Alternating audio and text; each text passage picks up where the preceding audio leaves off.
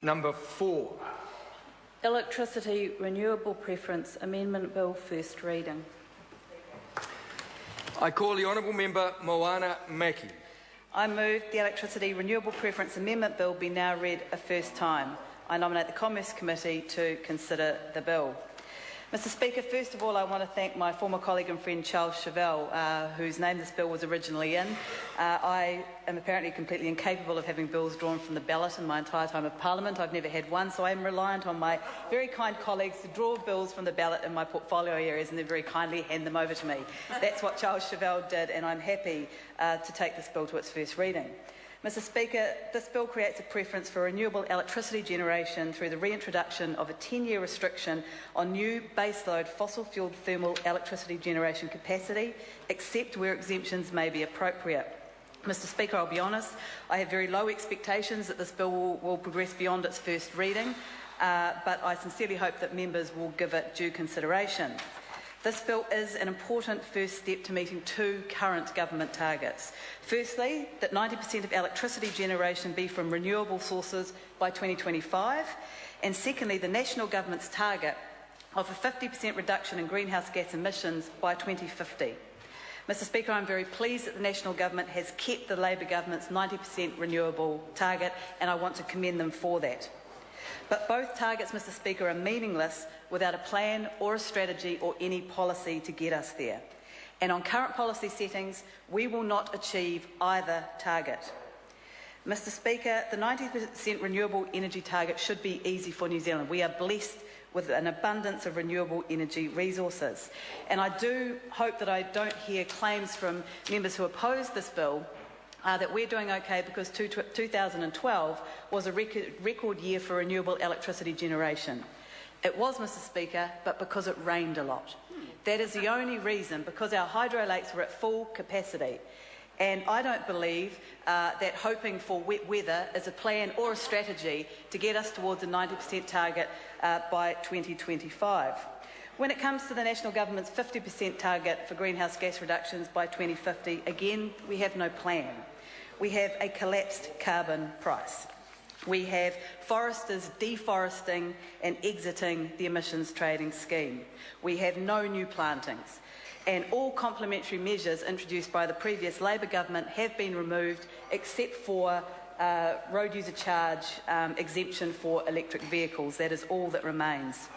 Broader than that, on the international stage, New Zealand is the only country to have not tabled an unconditional single number target for greenhouse gas emission targets for the 2013-2020 period. This is something the national government needs to urgently rectify. It was due in October last year. We are the only country that has failed to deliver, and that has been noticed on the international stage. Mr Speaker, my point is we need a plan. And this bill could be an admittedly small but a very important first step. I want to say that this bill recognises that possibly the most crucial first step to supporting renewable energy and to meeting these targets is to have an effective price on carbon. This is a point that has been driven home by the Wind Energy Association, who point out continuously that an effective price on carbon is the best move that we can have for supporting renewable energy in New Zealand. And the reason I say that my bill recognises that is because it has a 10-year restriction on this baseload fossil-fuelled thermal generation moratorium, a 10-year restriction. And that is in recognition that once we do have an effective price on carbon, then this measure will no longer be needed. But until that effective price on carbon is there, then the renewable energy sector is in a vulnerable position. And the history of that is that we put that 10-year limit on when we first introduced the ETS and when we recognised that it may take a number of years for the ETS to bed in, for all the sectors to come in and for there to be a price on carbon that actually drives the behavioural change that all members of this House claim they support, but very few put their votes behind.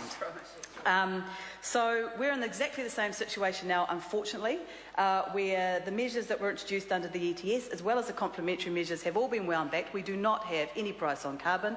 Currently, the price on carbon on the spot market is around 15 cents. So again, this bill is very timely. Very timely. It would put in place a moratorium that would take us through to a time when we do have an effective price on carbon and when this measure is no longer needed. And when it comes to the issue of the price on carbon, I want to read out a couple of quotes from when the National Government voted against this measure in 2008, when they repealed it. And Minister Jerry Brownlee said, quote, "Reducing carbon emissions in the electricity sector remains a goal, and renewable technology will be encouraged through the emissions trading scheme." Through the emissions trading scheme. Well, that's no longer the case. No longer the case at all. The second quote from Minister Brownlee, again in the first reading of the repeal of this measure in 2008, quote, "National believes that investment decisions in the electricity sector should be made on the basis of sound economics with environmental effects taken into account through a price on carbon." So the main reason given for not supporting this measure back when the National Government repealed it was that they were going to have an effective price on carbon. Well, we don't have one. We have a collapsed carbon price, 15 cents. So what's the National Government's response to that, given that this was the main reason they gave for opposing this moratorium back in 2008? I look forward to hearing that answer. I want to address some of the concerns that are going to be raised about this bill. This bill does not threaten security of supply. Can I repeat that? This bill does not in any way threaten security of supply. The bill, in fact, recognises the importance of security of supply, and as such it provides exemptions for use of non-renewable energy during a power crisis. It allows for the running of plants which combine non-renewable and renewable sources. It allows for the running of non-renewable plants which recycle heat, and thermal plants which temporarily replace a whole or part of another thermal plant so that security of supply is not threatened. We could not have done more to guarantee security of supply. So I suspect we're going to hear the same old excuses, but there is actually no basis to that threat that I am anticipating will come from the National Party.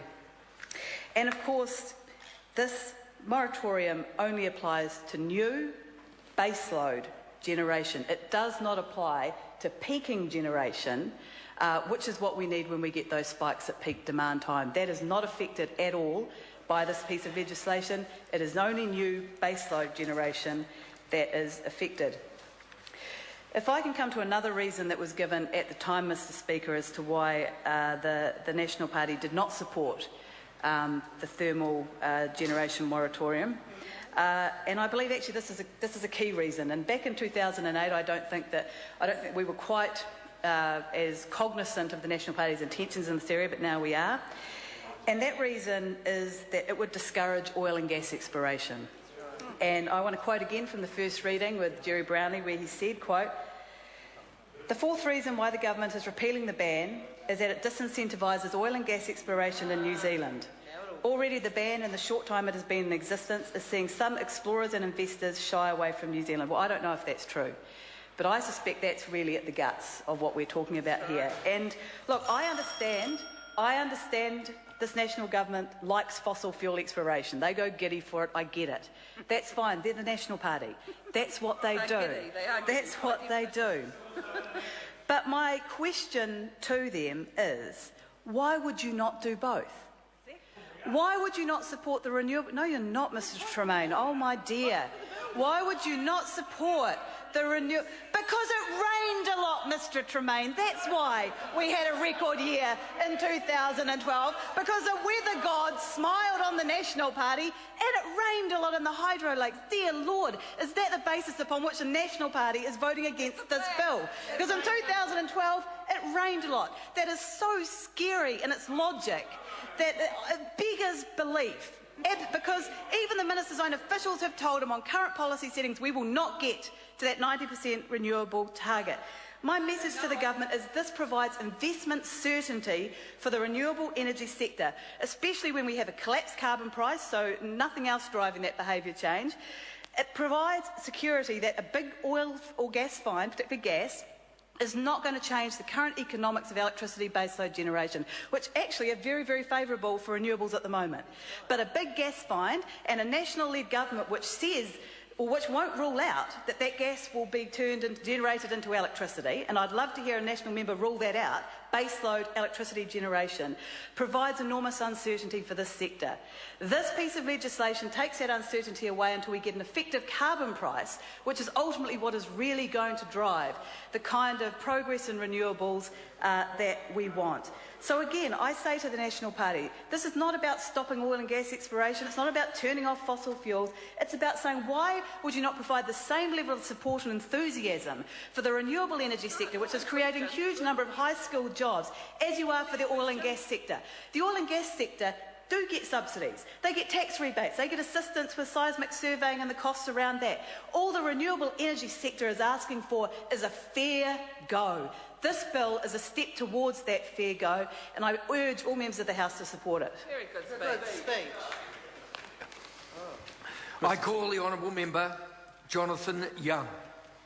Thank you, Mr. Speaker.